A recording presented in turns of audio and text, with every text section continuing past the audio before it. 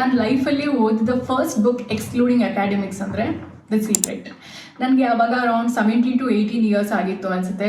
ಈಗ ನನ್ನ ಬುಕ್ನ ಕಸಿನ್ ತಮ್ಮ ತಗೊಂಡೋಗಿದ್ದಾನೆ ಓದಕ್ಕೆ, ಲುಕಿಂಗ್ ಎಟ್ ಮೈ ಮ್ಯಾನಿಫೆಸ್ಟೇಷನ್ಸ್.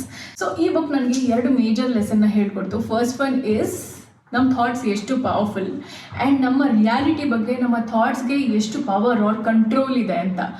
ನಾವು ಇದನ್ನ ಅರ್ಥ ಮಾಡ್ಕೊಂಡ್ರೆ ಒಂದ್ಸರಿನೂ ನೆಗೆಟಿವ್ ಆಗಿ ಯೋಚನೆ ಮಾಡೋಕ್ಕೆ ಹೆದರ್ಕೊತೀವಿ, ಬಿಕಾಸ್ ಮ್ಯಾನಿಫೆಸ್ಟ್ ಆಗೋದ್ರೆ ಅಂತ. ಆ್ಯಂಡ್ ಈ ಬುಕ್ ಓದಿದ್ಮೇಲೆ it changes the way you think, what you think, how you think and why you think, everything.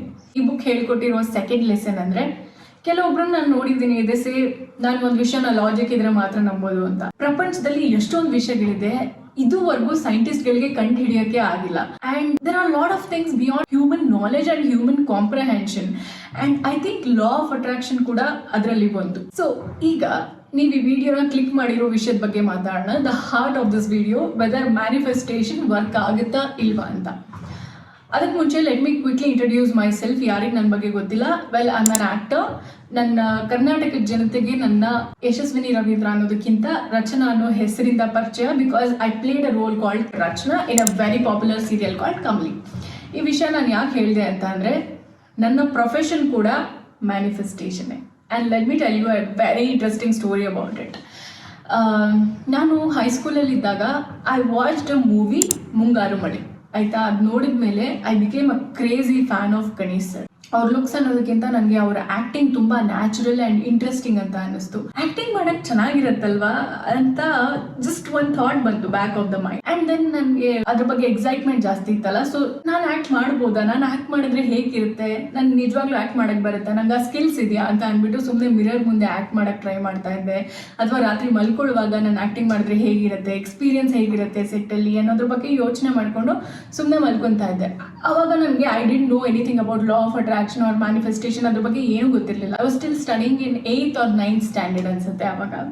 And then ನಮ್ಮೂರು ತೀರ್ಥಹಳ್ಳಿ, ಅಲ್ಲಿ ಸ್ಟಡೀಸ್ ಎಲ್ಲ ಮುಗಿಸ್ಕೊಂಡು ನಾನು ಬ್ಯಾಂಗ್ಳೂರ್ಗೆ ಜಾಬ್ಗೆ ಅಂತ ಬಂದೆ. ಆ್ಯಂಡ್ ಜಾಬ್ ಮಾಡ್ತಾ ಇದ್ದೆ. ಒಂದು ದಿವಸ ಆಫೀಸಲ್ಲಿದ್ದಾಗ ನಂಗೆ ಕಾಲ್ ಬಂತು. ಹಾಯ್ ಯಶಸ್ವಿನಿ ಅವರ, ನಾನು ನಿಮ್ಮ ಫೋಟೋಸ್ ನೋಡಿದೆ ಫೇಸ್ಬುಕ್ಕಲ್ಲಿ, ಆಡಿಷನ್, ಸೀರಿಯಲ್ ಆಡಿಷನ್ ನಡೀತಾ ಇದೆ, ಸೊ ನಿಮಗೆ ಸೀರಿಯಲ್ ಮಾಡೋಕ್ಕೆ ಇಂಟ್ರೆಸ್ಟ್ ಇದ್ದರೆ ಫೋಟೋಸ್ ಕಳಿಸಿ ಅಂತ. ಐ ವಾಸ್ ಲೈಕ್ ವಾಟ್ ಅಂತ, because that is the first call. ನನಗೆ ಆ ಇಂಡಸ್ಟ್ರಿ ಬಗ್ಗೆ ಯಾರು ಟಚ್ಚಲ್ಲೂ ಇಲ್ಲ, ಯಾರು ನಮ್ಮ ಫ್ಯಾಮಿಲಿಲಿ ಯಾರೂ ಇಲ್ಲ. ಆ್ಯಂಡ್ ಆಮೇಲೆ ಗೊತ್ತಾಯಿತು ಅವರು ನಮ್ಮೂರವರೇ, ಸೊ ಅವರು ಈ ಇಂಡಸ್ಟ್ರಿಯಲ್ಲಿ ಕೆಲಸ ಮಾಡ್ತಾ ಇದ್ದಾರೆ ಅಂತ. ಆ್ಯಂಡ್ ನಾನು ಓಕೆ ಟ್ರೈ ಮಾಡೋಣ ಅಂತ ಅಂದ್ಬಿಟ್ಟು ಫೋಟೋಸ್ ಕಳಿಸಿದೆ. ಅವಾಗೆಲ್ಲ ಫೋಟೋ ಶೂಟ್ ಎಲ್ಲ ಏನೂ ಇಲ್ಲ, ಸುಮ್ಮನೆ ಫೋನಲ್ಲಿ ತೆಗೆದಿದ್ದು ಫೋಟೋಸ್ ಇತ್ತು, ಅದನ್ನೇ ಕಳಿಸಿದೆ.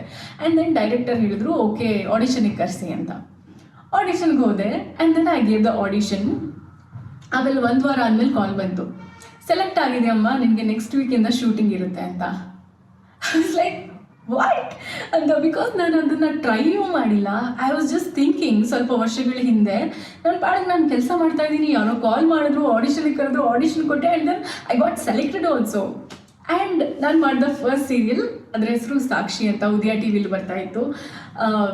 ಸೊ ಯಾ, ಅದು ನನ್ನ first manifestation of my life. So ನಾನು ಆಡಿಷನ್ ಕೂಡ ಹೇಗೆ ಕೊಟ್ಟೆ ಆ್ಯಂಡ್ ಹೇಗೆ ಕ್ಯಾಮ್ರಾ ಫೇಸ್ ಮಾಡಿದೆ, ಫಸ್ಟ್ ಟೈಮ್ ಹೇಗೆ ಆ್ಯಕ್ಟ್ ಮಾಡಿದೆ ಅನ್ನೋದು it's a very interesting story.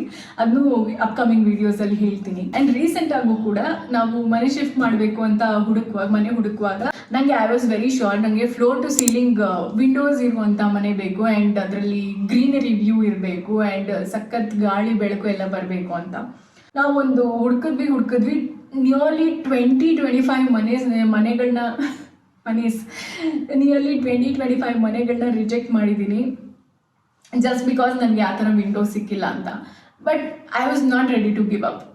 ನಂಗೆ ಸಿಗುತ್ತೆ I am sure, but let's wait for some time ಅಂತ ಅಂದ್ಬಿಟ್ಟು finally I got this beautiful house. ಇದರಲ್ಲಿ ನಾನು ಹೇಳ್ದಾಗೆ ಫ್ಲೋರ್ ಟು ಸೀಲಿಂಗ್ ವಿಂಡೋ ಇದೆ, ಗ್ರೀನರಿ ವ್ಯೂ ಇದೆ, ಒಳ್ಳೆ ಗಾಳಿ ಬೆಳಕು ಎಲ್ಲನೂ ಇದೆ.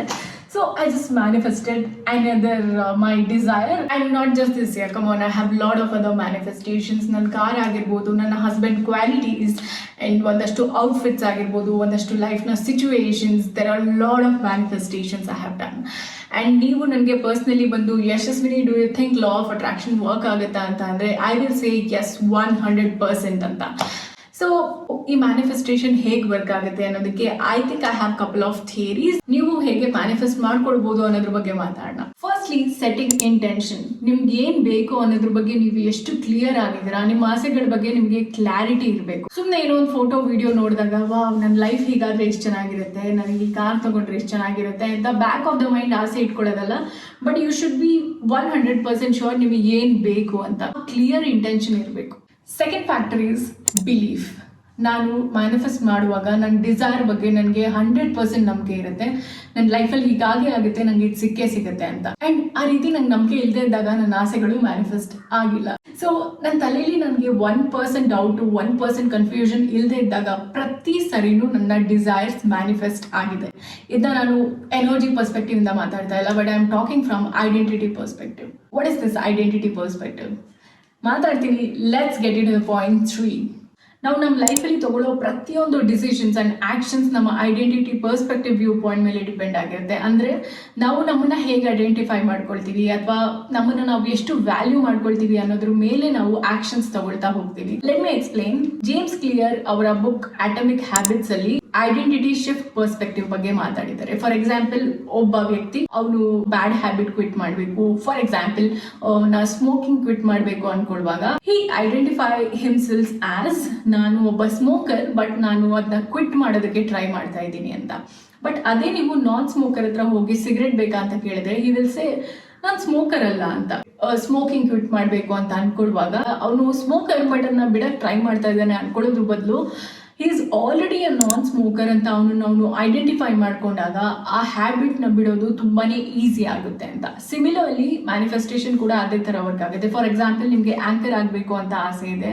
ಸೊ ನೀವು ಒಂದು ಸೋಷಿಯಲ್ ಗ್ಯಾದರಿಂಗಲ್ಲೋ ಇವೆಂಟಲ್ಲೋ ಹೋದಾಗ ಯಾರೋ ನಿಮಗೆ ಚೆನ್ನಾಗಿ ಮಾತಾಡ್ತೀರಾ, ಆ್ಯಂಕರಿಂಗ್ ಮಾಡ್ತೀರಾ ಅಂತ ಕೇಳಿದ್ರೆ, if you are sure, if you already identify yourself as an anchor ಅಂತ ಅಂದರೆ ಎಸ್ ಅಂತ ಹೇಳ್ತೀರಾ. ಬಟ್ ಅದೇ ನಿಮಗೆ if you are not sure, anchor ಆದರೆ ಚೆನ್ನಾಗಿರುತ್ತೆ ಅಂತ ಆಸೆ ಮಾತ್ರ ಇಟ್ಕೊಂಡಿದ್ದೀರಾ ಅಂತ ಅಂದರೆ ಯು ವಿಲ್ ಇದರ್ ಸೇ ನೋ ಆರ್ ಏನು ಹೇಳೋದು ಅಂತ ಗೊತ್ತಾಗಲ್ಲ.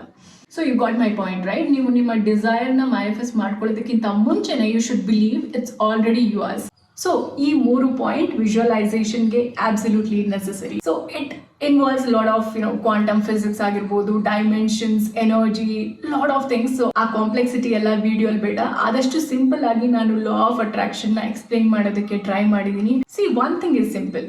ನಮ್ಮ ಕಂಟ್ರೋಲ್ನಲ್ಲಿ ಇರುವಂತಹ ಕೆಲಸಗಳನ್ನ ಮಾತ್ರ ಮಾಡಿ, ಉಳಿದಿದ್ದನ್ನ we should leave it to the higher power. That's exactly what lord Krishna says in Bhagavad Gita. So ನಾನು ವಿಡಿಯೋ ಬಿಗಿನಿಂಗ್ ಅಲ್ಲಿ ಹೇಳಿದಾಗೆ ನಾನು ಅರೌಂಡ್ 7 to 8 years ಇಂದ ಲಾ ಆಫ್ ಅಟ್ರಾಕ್ಷನ್ ಪ್ರಾಕ್ಟೀಸ್ ಮಾಡ್ತಾ ಇದ್ದೀನಿ ಆ್ಯಂಡ್ ಮಲ್ಟಿಪಲ್ ಮ್ಯಾನಿಫೆಸ್ಟೇಷನ್ಸ್ನ ಮಾಡ್ಕೊಂಡಿದ್ದೀನಿ. ಸೊ ನನ್ನ ಮ್ಯಾನಿಫೆಸ್ಟೇಷನ್ ರೊಟೀನ್ ಹೇಗಿರುತ್ತೆ, ಏನೇನು ಪ್ರಾಕ್ಟೀಸಸ್ ಮಾಡ್ತೀನಿ ಆ್ಯಂಡ್ ವಿಷನ್ ಬೋರ್ಡ್ ಹೇಗೆ ಕ್ರಿಯೇಟ್ ಮಾಡ್ತೀನಿ ಆ್ಯಂಡ್ ಒಂದಷ್ಟು ಮ್ಯಾನಿಫೆಸ್ಟ್ ಆಗದೇ ಇರುವಂತಹ ಡಿಸೈರ್ಸ್ಗೆ ರೀಸನ್ಸ್ ಏನು ಅಂತ ಕಂಡುಹಿಡಿದು ಅದನ್ನ ಹೇಗೆ ಮತ್ತೆ ಮ್ಯಾನಿಫೆಸ್ಟ್ ಮಾಡಿದ್ದೀನಿ ಅನ್ನೋದನ್ನ ತಿಳ್ಕೊಬೇಕು ಅಂತ ಅಂದರೆ ಈ ವಿಡಿಯೋ ಕೆಳಗಡೆ ಪಾರ್ಟ್ 2 ಅಂತ ಕಮೆಂಟ್ ಮಾಡಿ. ಆ್ಯಂಡ್ ಐ ಹೋಪ್ ಈ ವಿಡಿಯೋ ನಿಮಗೆ ಮ್ಯಾನಿಫೆಸ್ಟೇಷನ್ಸ್ ಬಗ್ಗೆ ಡೌಟ್ ಕ್ಲಾರಿಫೈ ಮಾಡಿದೆ ಅಂತ ಅನ್ಕೊತೀನಿ ಆ್ಯಂಡ್ ನಿಮ್ಮ ಆಸೆಗಳನ್ನ ಮ್ಯಾನಿಫೆಸ್ಟ್ ಮಾಡ್ಕೊಳ್ಳೋದಕ್ಕೆ ಇನ್ಸ್ಪೈರ್ ಮಾಡಿದೆ ಅಂತ ಅನ್ಕೊಳ್ತಾ ಈ ವಿಡಿಯೋನ ಮುಗಿಸ್ತಾ ಇದ್ದೀನಿ. ಆ್ಯಂಡ್ ಪ್ಲೀಸ್ ಈ ವಿಡಿಯೋನ ಲೈಕ್ ಮಾಡಿ, ಸೊ ದಟ್ ಜಾಸ್ತಿ ಜನಕ್ಕೆ ರೀಚ್ ಆಗಿ ಅವರಿಗೂ ಅವರ ಆಸೆಗಳನ್ನ ಮ್ಯಾನಿಫೆಸ್ಟ್ ಮಾಡ್ಕೊಳ್ಳೋದಕ್ಕೆ ಇನ್ಸ್ಪಿರೇಷನ್ ಸಿಗ್ಬೋದು, ಹೆಲ್ಪ್ ಆಗ್ಬೋದು. And I will see you in the next video.